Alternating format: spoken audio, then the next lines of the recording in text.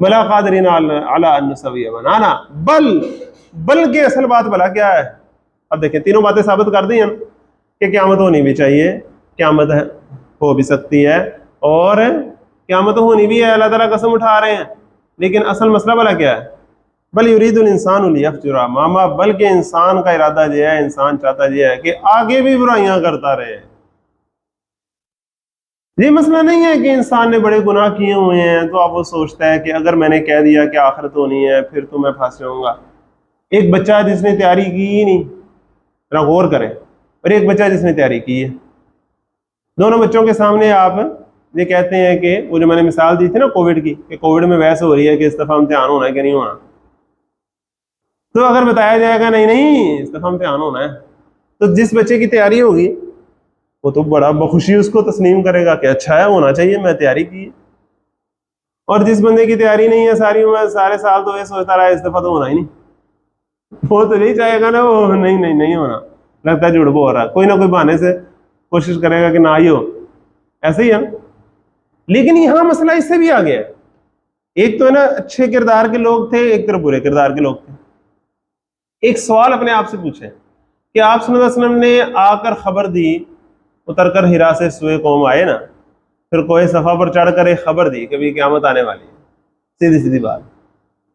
ایک طرف ابوبکر صدیق رضی اللہ عنہ ہیں کہ آپ صلی اللہ علیہ وسلم کہہ رہے ہیں میں نے جس کے سامنے بھی دعوت پیش کی اس نے مجھ سے کچھ نہ کچھ وقت مانگا، سوائے ابوبکر کے کہ اس نے فوراً سے تسلیم کیا۔ ایک طرف ابوبکر ہے، دوسری طرف ابو لہب ہے کہ سگا چچا ہے، سگا تایا ہے، ایک دیوار کا ہمسایا ہے، پہلے اچھے تعلقات ہیں، دو بیٹیاں ان کے، اس کے بیٹوں سے نکاح ہو گیا ہوا، تو اس کا مطلب تعلقات تو اچھے ہیں نا، ذرا غور کریں آپ اس بات پر۔ آپ صلی اللہ علیہ وسلم کی دو بیٹیوں کا نکاح ابو لہب کے دو بیٹوں سے نکاح ہو گیا اور رخصتی بھی نہیں ہوئی، تو اس کا مطلب ہے کہ تعلقات تو اچھے ہیں نا۔ تو اس سب کے باوجود وہ بندہ اچانک سے ایسی کلٹی مارتا ہے کہ اس قدر مخالف ہو جاتا ہے کہ پتھر اٹھا لیتا مارنے کے لیے۔ ایسے کیوں ہوتا ہے آخر؟ یہ سوال پوچھے آخر ایسے کیوں ہو گیا؟ یہ حادثاتی طور پہ ہو گیا کہ وہ صدیق انہوں نے مان لیا اور انہوں نے نہیں مانا؟ نہیں، اس کی بنیادی وجہ کیا تھی؟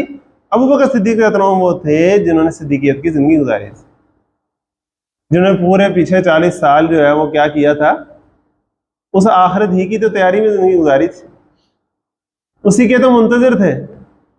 تو جب ان کو کوئی خبر دینے والا آیا تو بڑے خوش ہوئے، اور وہ جو دوسرا بندہ اس نے ساری عمر اسی سے تو آنکھیں چرا کے زندگی گزاری تھی، اب جب اس کے سامنے وہ آئی تو وہ حقیقت اس کو بڑی کڑوی لگی، بات سمجھ رہے؟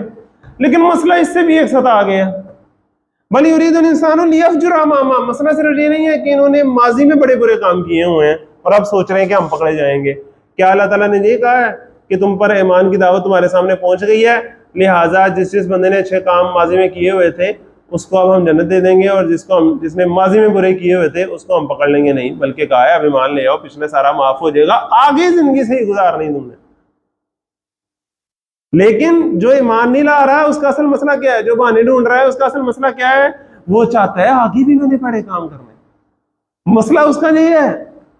مسئلہ یہ نہیں ہے کہ بیچارے کا ماحول خراب تھا، بیچارے کو بچپن میں کسی نے بتایا نہیں، بیچارے کی تربیت نہیں ہوئی صحیح، نہیں، یہ مسائل نہیں ہے۔ مسائل یہ ہے کہ یہ اب آگے بھی برے عمل کرنا چاہتا ہے، یہ اپنی کرپٹ پریکٹس کو، اپنے برے رویے کو، اپنے ظلم کو، اپنی دغابازیوں کو چھوڑنا نہیں چاہتا ہے۔ یہ سوچتا ہے بڑے مزے آ رہے ہیں، میں لوگوں کے حق دبا کے بیٹھا ہوا ہوں، مزے، لوگوں کے سامنے میں پتہ نہیں کیا بن کے بیٹھا ہوں، آقا فرعون بن کے بیٹھا ہوں، میرے سامنے کسی کی مجال نہیں کہ کوئی میرے سامنے کو بات کر سکے۔ میں بھی یہ تسلیم کر لوں کہ ہم سارے برابر ہیں اور ہم نے ایک اللہ کے سامنے پیش ہونا ہے، نہیں تو مزے کی زندگی نہیں لگ رہی اس کو کوئی یہ تھرل نہیں نظر آ رہا ہے زندگی میں، یہ کہہ رہا ہے میری یہی زندگی ہے۔ یہ اصل مسئلہ ہے، بل یرید الانسان لیفجر اماما، یہ آگے بھی برے عمل کرنا چاہتا ہے۔ اگر اس نے تسلیم کر لیا کہ آخرت ہے تو پھر تو اسے اپنے عمل سے ہی کرنا پڑے گا۔ آگے دیکھیں ذرا، یسألو ایان یوم القیامہ، یہ پوچھتا ہے آخر قیامت کب ہوگی؟ اچھا، یہ پوچھنا بھی دو طرح کا ہے۔ ایک پوچھنا تو وہ ہے نا جو ایک صحابی نے آ کر آپ صلی اللہ علیہ وسلم سے پوچھا یا رسول اللہ قیامت کب آئے گی، تو آپ صلی اللہ علیہ وسلم نے آگے سے کیا کہا؟ تم نے کوئی تیاری بھی کی اس کی؟ تو انہوں نے آگے سے کہا یا رسول اللہ اور کوئی لمبی چوڑی تیاری تو میرے پاس نہیں ہے، بس یہ اللہ رسول سے محبت کرتا ہوں اور میرے پاس کچھ نہیں، سچے دل سے محبت کرتا ہوں، یہ میں کہہ سکتا ہوں۔ آپ صلی اللہ علیہ وسلم نے مسکرا کر فرمایا کہ بندہ جس سے محبت کرتا ہے اس کے ساتھ ہی ہوتا ہے انشاءاللہ۔ ایک تو یہ سوال ہے جس کو آخرت کی فکر ہے وہ پوچھ رہا ہے، یہ پوچھنا دوسرا ہے وہ کب آئے گی، وہ کدوں آئے گی، یہ وہ سٹائل ہے۔ ہفتے بعد آپ صلی اللہ علیہ وسلم کا یا کسی صحابہ کا سامنا ہوا، ابھی تک قیامت نہیں آئی، تم کہتے قیامت آ جانی بڑی جلدی آ جانی، آئی نہیں، وہ تمہاری قیامت آئی نہیں ابھی تک، یہ کرتے ہیں۔ سال ہو گیا یار تم وہی بات کری جا رہے ہو، وہی بات کر رہے ہو، کب آنے؟ جی انداز ہے بغیر یسألوا ایان یوم القیامہ، کہتا کب آئے گا قیامت کا دن۔ اب اس کے طنز کا جواب اللہ تعالیٰ دیکھیں کیسے دے رہے ہیں، بجائے اس کے کہ یہ کہا جائے کہ اس کا علم تو صرف اللہ کو ہے، یہ صحیح جواب ہے، یا یہ کہا جائے کہ تم اس کی میخمینیوں میں نہ پڑھو، تم اس کی تیاری میں پڑھو، یہ کہا جائے، بلکہ اس کا جواب بھلا کیا دیا جا رہا ہے، جس طرح سورۃ ذاریات میں کہا گیا ہے یسألون ایان یوم الدین یوم هم علی النار یفتنون، یہ پوچھتے ہیں کہ قیامت کا دن کب آئے گا، اس دن آئے گا جس دن تمہیں آگ پہ ہم روسٹ کریں گے، وہ دن ہوگا قیامت کا۔ اب آج انہیں بتایا جا رہا ہے یسألون ایان یوم القیامہ فإذا برق البصر وخسف القمر وجمع الشمس والقمر، جب آنکھیں چندھیا جائیں گی اور جب چاند بے نور ہو جائے گا اور جب سورج اور چاند ملا کر ایک کر دیا جائے گا۔ اب بجائے اس کے کہ ہم اس کی بالکل سائنٹیفک اور جو فزیکل انٹرپریٹیشن ہے اور اس کو امیجن کرنے میں اپنا وقت صرف کریں اور اس میں مختلف آراء میں پڑھیں، یہ بھی پھر ہم اس کے اصل مقصد سے دور رہ جائیں گے۔ اصل جو اس کا مقصد ہے اس پر آئیں، یہ سارا کچھ تو اللہ کرے گا، کر سکتا ہے، پیچھے اللہ تعالیٰ نے کہہ دیا نا کہ اللہ تعالیٰ تمہارا پور پور بنا سکتا ہے، تو جس اللہ نے چاند بنایا ہے، جس اللہ نے سورج بنایا ہے، کیا وہ اس کو بے نور کر کے ان دونوں کو ملا نہیں سکتا؟ ملا سکتا۔ آگے چلو اگلی بات پہ غور کرو، سمجھو ہوگا کیا۔ یقول الانسان یومئذ این المفر، اس دن انسان پکارے گا اوے کوئی نسندی تھاں ہے، کتنے نسی ہے، کوئی جگہ ہے کوئی؟ کلا لا وزر، نہیں کوئی بھاگنے کی جگہ نہیں ہے، کوئی جائے پناہ نہیں ہے، کوئی ایگزٹ نہیں ہے۔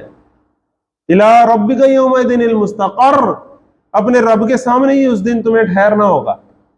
صرف پیش نہیں ہونا کہ پیش ہو گئی بس شکل دکھا کے حاضری لگا کے ناس جانا، نہیں نا، کھلو اتنے کھلو، دستی کر کے آئے، قدم نہیں تمہارے ہل سکیں گے جب تک تم جواب نہیں دو گے، بتاؤ زندگی کہاں گزاری، تم نے جوانی کہاں گزاری، تم نے مال کہاں سے کمایا، کدھر خرچ کیا، کتنا علم حاصل کیا، اس پر عمل کتنا کیا، جب تک تم نے جواب نہیں دینے کھلوئے تھے۔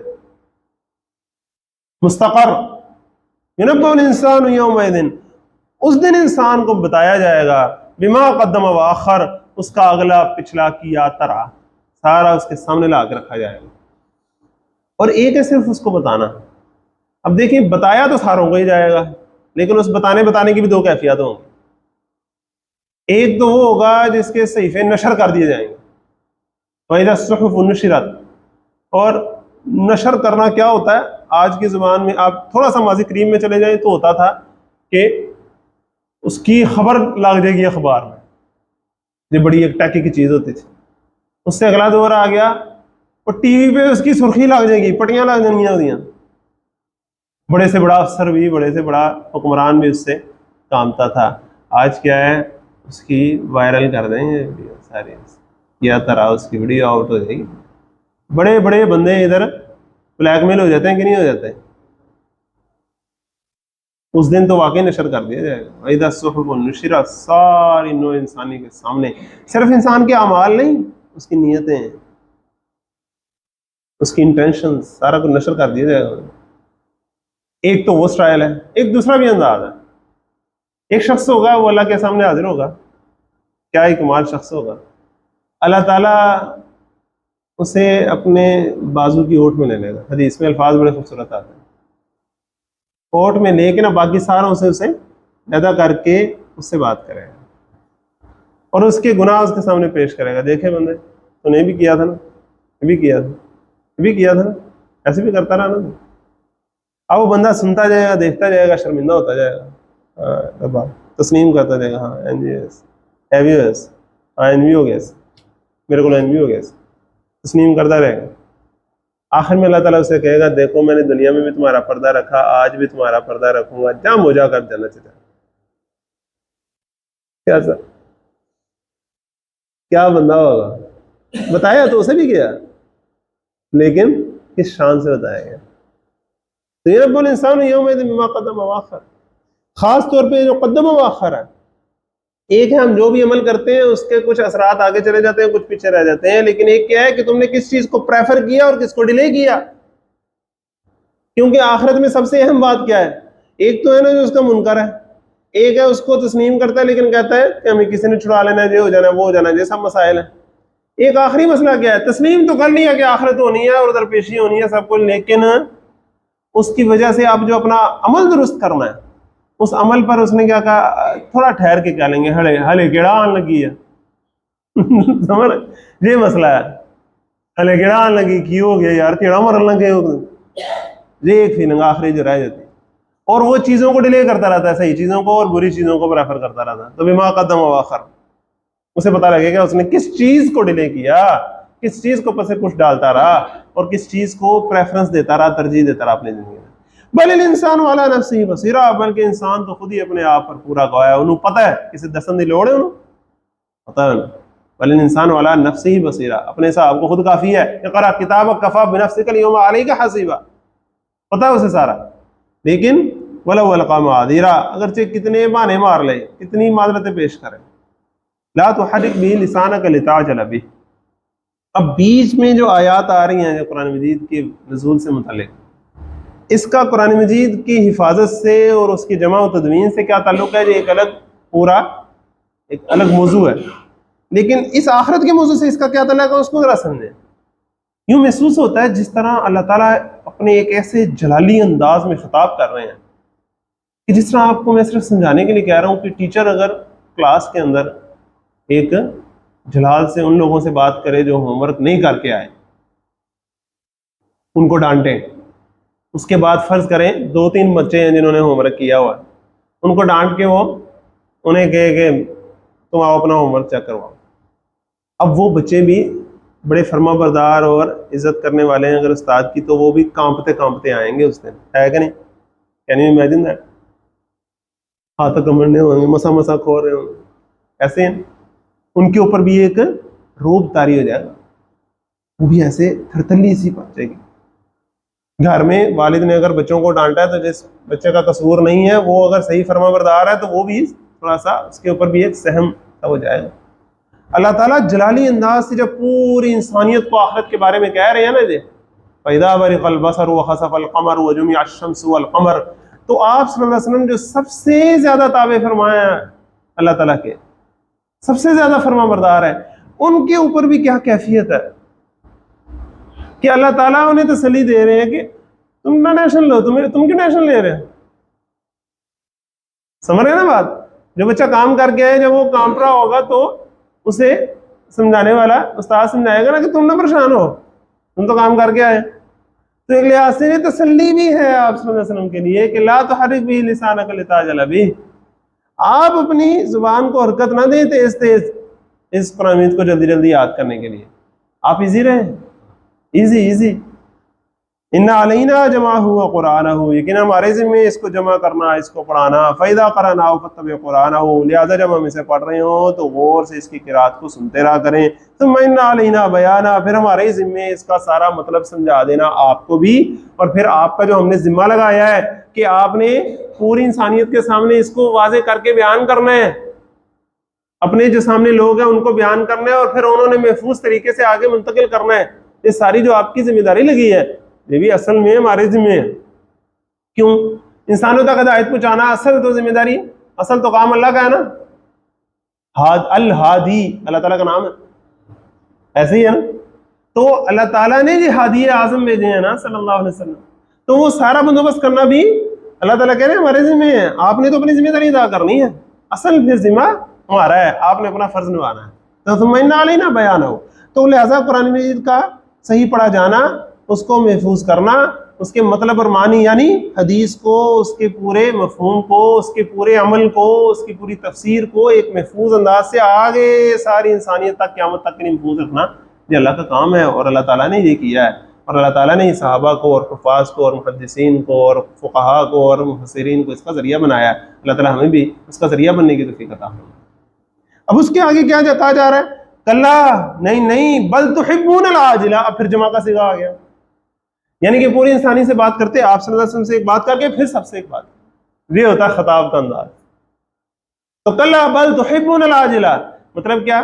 ہمارے حبیب تو قرآن مجید یاد کرنے کے لیے زبان کو جلدی حرکت دے رہے ہیں نا، تم لوگ جو جلدی میں چاہتے ہو نا، تم لوگ خیر کے لیے جلدی نہیں میں چاہتے، بلکہ تم تو اس دنیا کے سے محبت کرتے ہو، اس جلدی ملنے والی دنیا سے محبت کرتے ہو۔ تمہارا اصل مسئلہ یہ ہے، تمہاری عجلت خیر کی وجہ سے نہیں ہے، تم اس جلدی ملنے والی دنیا، نو نقدنا تیرا ادھار، یہ ہر جگہ محاورہ ہوتا نا، تمہارا اصل دل میں یہ عاجلہ بس گئی ہے، یہ دنیا بس گئی ہے جو فوری اپنے اثر ظاہر کرنے والی ہے، تمہارا اصل مسئلہ یہ ہے، اس لیے تم نہ آخرت کو تسلیم کر رہے ہو اور نہ کوئی اور اپنا عمل سیدھا کرنے پر آ رہے ہو۔ کلا بل تحبون العاجلہ وتذرون الآخرہ، اور آخرت کو تم چھوڑ دیتے ہو، اپنے پسے پش ڈال دیتے ہو۔ وجوہ یومئذ ناظرہ، کچھ چہرے اس دن کیا ہوں گے؟ بڑے تر و تازہ ہوں گے۔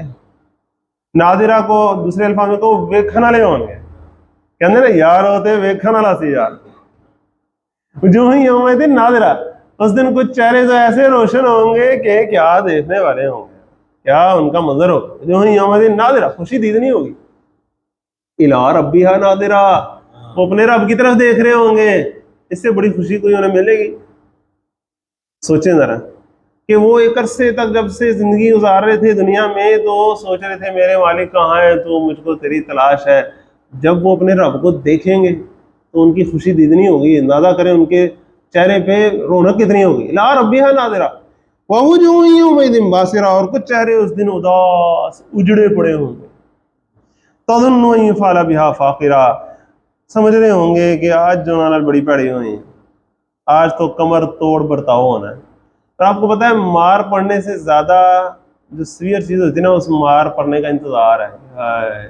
پہن علی ابھی جب بچپن میں بھی جب استاد سے ڈنڈا اگر فرض کرے پڑتا تھا نا لیٹ آنے پر یا کچھ، تو جس کو پڑھتا ہے اسے تو پڑھ کے فٹافٹ فارغ ہو کے چلا گیا نا، جو لائن میں لگا ہوا نا اور ہر ڈنڈے پہ اس کی نہ کرے اس کو ایک لہذا ہی کیفیت ہے۔ تو تظن ان یفعل بہا فاقرہ، اب ان کو لگ پتا رہا ہے کہ وہ آج بڑی پڑی ہونی سڑے نا۔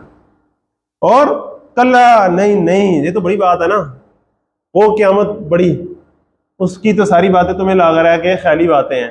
میں تمہیں ایک اور بات بتاؤں، کلا اذا بلغت التراقی، نہیں، جب جان حلق تک پہنچ جاتی ہے، اب اس چھوٹی قیامت کا ذکر آ رہا ہے۔ من مات فقد قامت قیامت، جو مر گیا اس کی قیامت تو قائم ہو گئی نا، اب اس کا ذکر آ رہا ہے کہ اس کا تو کوئی منکر نہیں، موت کا منکر پیدا ہوا کوئی؟